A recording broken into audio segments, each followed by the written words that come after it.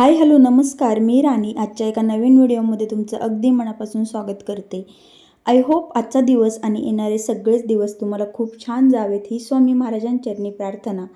सगळ्यात आधी तुम्हाला सगळ्यांना गुड मॉर्निंग. आजचा दिवस तर छान प्रकारे सुरुवात झाली आहे. इथे सकाळची सगळी कामं आवरून फटाफट मी इथे स्वयंपाकासाठी लागले होते. आणि स्वयंपाकात आज मस्त अशी सगळ्यांच्या आवडीची भाजी म्हणजे बेसन. असं तुमच्याकडे काय म्हणतात मला नक्की सांगा. पिठलं बेसन, आम्ही बेसन म्हणतो.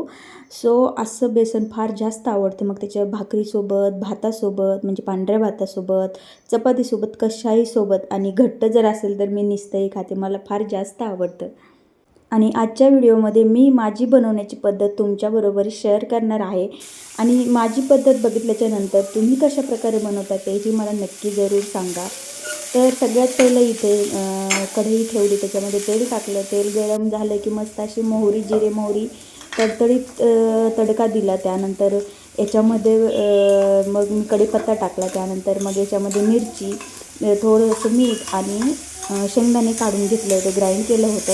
आता ते याच्यामध्ये मिक्स केलं. त्यामध्ये ते मग मस्त असं छान असं परतू द्यायचं.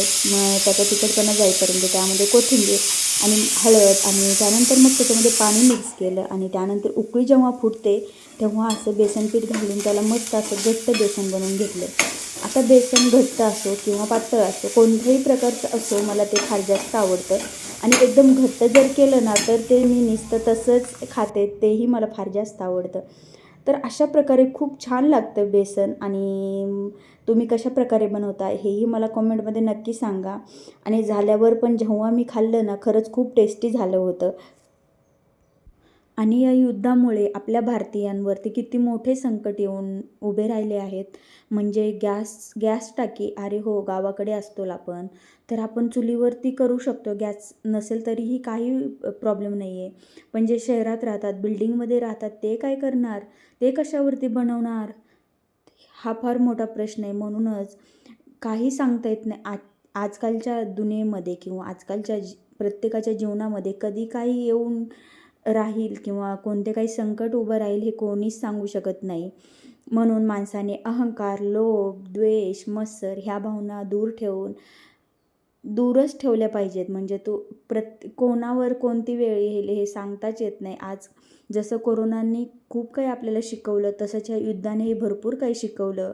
म्हणजे तुम्हाला कोणत्या गोष्टींना आता आपण हा विचारही केला नसेल की गॅसच्या टाकीचा असा तुटवडा होईल, असं कधी कोणी स्वप्नातही बघितलं नसेल. आणि ती परिस्थिती आज आपल्या भारतीयांमध्ये उद्भवली आहे. म्हणजे यातून सांगण्याचं तात्पर्य एकच की माणसाने कोणत्याच गोष्टींचा अहंकार बाळगला नाही पाहिजे. म्हणजे प्रत्येक माणसाला समजून घेतलं पाहिजे. ही परिस्थिती जशी आपण कोरोनाच्या वेळेस फेस केली तशी आता सिलेंडरच्या बाबतीत झालं आहे. म्हणजे आता ठीक आहे, काहींचं संपलेलं नाही आहे, पण ज्यांचा कोणाचं गॅस टाकी संपलेली आहे त्यांना किती साऱ्या गोष्टींना फेस करावं लागत आहे. हा ठीक आहे, इंडक्शन हा दुसरा पर्याय आहे. पण जेवढ्या गोष्टी आपण गॅसवरती बनवू शकतो तेवढंच इंडक्शनला त्या प्रमाणात थोडंफार प्रमाणात कमी आपण बनवू शकतो. म्हणजे असं सांगण्याचा उद्देश हाच की कोणती परिस्थिती कोणत्या गोष्टीवर येऊन ठेपेल हे आजकाल कोणीच कोणाला सांगू शकत नाही. आणि ज्यांची पाईपलाईनमधून म्हणजे ज्यांना डायरेक्ट पाईपमधून गॅस सिलेंडरचा साठा होतो, त्यांची बंद नाही झाली. ॲक्च्युली आमच्या इथे पण झाली फिटिंग, पण आम्ही अजून ऑन करून घेतली नाही आहे. आम्ही म्हटलं ठीक आहे, लागत नाही तसं पण टाकी आपल्याला जाते 2-2.5 महिने म्हणून आम्ही ती बनवून घेतली. पण त्याचं महत्त्व आज कळतं आहे. कारण की ज्यांचे पाईपलाईनचे कनेक्शन आहेत त्यांचे चालू आहेत, त्यांचं कोणाचं बंदही पडलेलं नाही आहे, ते पडणारही नाही. कारण की त्याचा तुटवडा होत नाही, त्याचा डायरेक्ट पाईपलाईनमधून होतो. आणि हे टाक्या जे येतात ते आपल्याला म्हणजे बाहेरच्या देशातून येतात टाके, ते पण येतात पण त्याची पाईपलाईन असते. पण आज त्याचं महत्त्व कळतं आहे. असं मध्ये विचार आला डोक्यात की बापरे, आपणही ते चालू करून घ्यायला पाहिजे होतं. म्हणजे काही काही गोष्टी अशा असतात आपल्याला खूप जास्त उशिरा समजतात. पण ठीक आहे, आता काय असेल परिस्थिती, देव करो आणि ही परिस्थिती लवकर चेंज व्हावं आणि म्हणजे सगळ्यांना गॅस वेळेवरती भरून भेटो. कारण की काही झालं तरी खाण्याच्या बाबतीत आपण कॉम्प्रोमाइज नाही करू शकत. बाहेरही खाल तर पण बाहेरचे हॉटेलही बंद झालेत. मग ही परिस्थिती उद्भवली आहे. त्यामुळं देव करो आणि आपलं हे भारतीयांचं संकट लवकर दूर टळो. तुम्ही नक्कीच कॉमेंटमध्ये प्रार्थना करून जा. घेतलंच असेल मी. त्याच्यामध्ये कांदाही टाकला होता. आता कोणी कांदा टाकतं नाही टाकत, ज्याच्या त्याच्या आवडीनुसार. मग इथे मस्त असं बेसन मंद आचेवरती शिजवत ठेवलं. मला खूप जास्त घट्ट करायचं होतं पण थोडंसं पातळ झालं, ओके ठीक आहे. त्यानंतर मी चपाती बनवून घेतली. डाळ भातचा कुकरही करून घेतला होता, पण मायराला खेळायचं होतं आणि ती काही रडत होती फार जास्त, म्हणून मध्ये मध्ये माझं असं झालं होतं. मग पुन्हा किचनवरती येऊन बसली.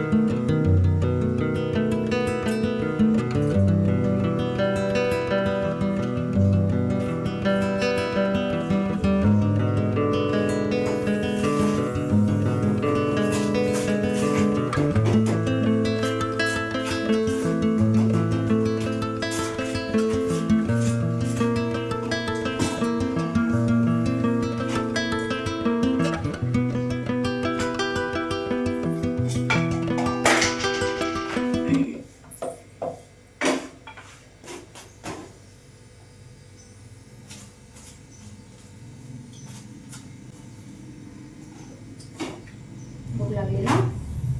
हां काय खायचं?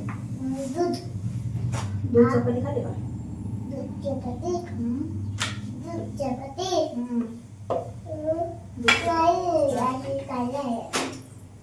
कशी खायचं?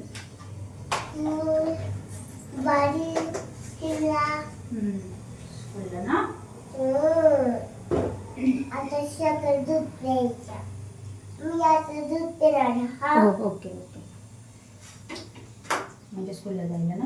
तुला जायला आहे.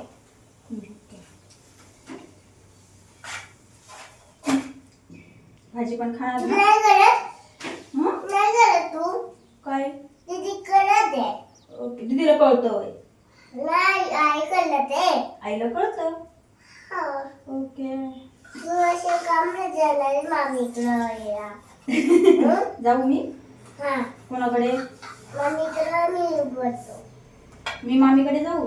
हा का? का मामीकडे जाऊ मी? आणि तू कुठे राहणार?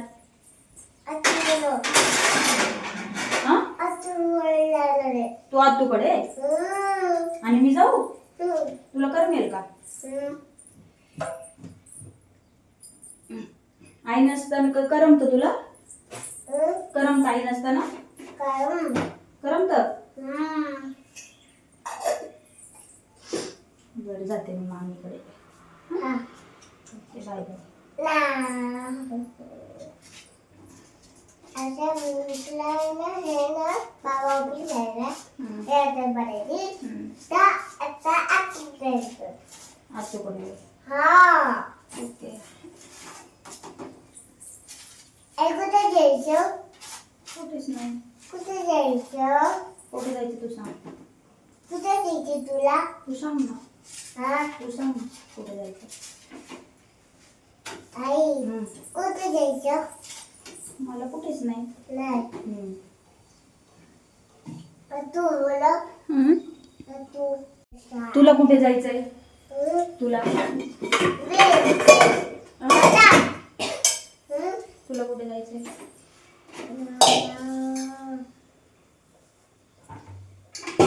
गावाला. ओके. कोणाकडे? गावाला. कोणाकडे? गावाला. अगं गावाला पण कोणाकडे?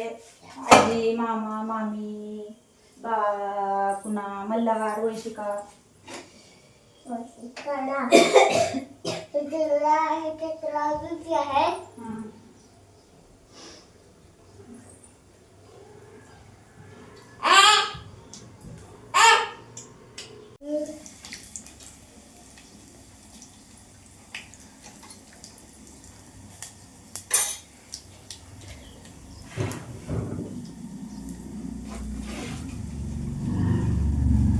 दूधवरती जायचे ना.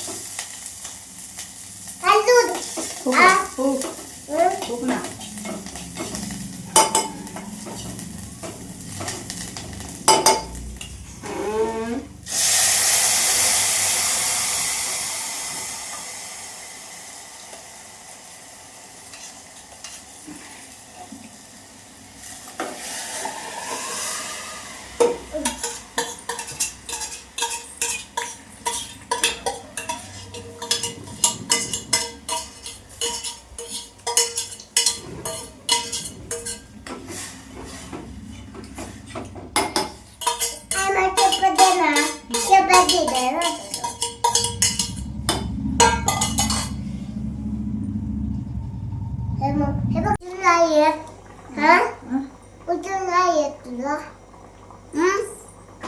हो बोल नाही बोल नाही Happy birthday Happy आणि मायराचं बघितलं तुम्ही, जा तू मामीकडे, मी राहते आत्तूकडे. आता एकदा हिला काही ठेवून गेले, मला तर वाटलं राहायची नाही, पण ती आता स्वतःहून मला जा म्हणते.